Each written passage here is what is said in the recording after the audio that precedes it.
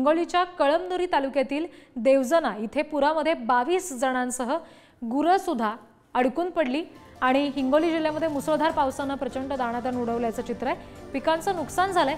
अनेक गावांमध्ये पाणी साचल्यामुळे मोठी तारांबळ गावकऱ्यांची उडालेली ही दृश्य सध्या आपण बघतोय। अनेक जनावरं या पुराच्या पाण्यात अडकून पडली।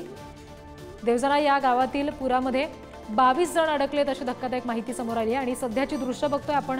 त्याच्यामध्ये काही गुरं आहेत जी या पुराच्या पाण्यात अडकून पडलेली आहेत। आता या सगळ्यांना नेमकी कशा पद्धतीने प्रशासनाकडून मदत होती हे पाहावं लागेल। प्रचंड मोठ्या प्रमाणात पाणी साचलेलं आहे। हिंगोलीतली ही दृश्य आपण बघतोय। प्रतिनिधी संतोष भिसेंकडून अपडेट्स घेणार आहोत। संतोष, सध्याची काय परिस्थिती आहे? जे 22 जण अडकलेत ते शिवाय काही गुरढोरं सुद्धा अडकल्याचं दृश्य आपल्याला पाहायला मिळतंय। या सगळ्यांना सुरक्षित जागी नेलंय का? कुठली मदत त्यांच्यापर्यंत पोहोचली आहे का? काल हिंगोली जिल्ह्यामध्ये मुसळधार पाऊस झालेला आहे आणि यामध्ये धावंडा येथील काही ग्रामस्थ होते ते आखाडबापूर येथील रुग्णालयामध्ये आले होते।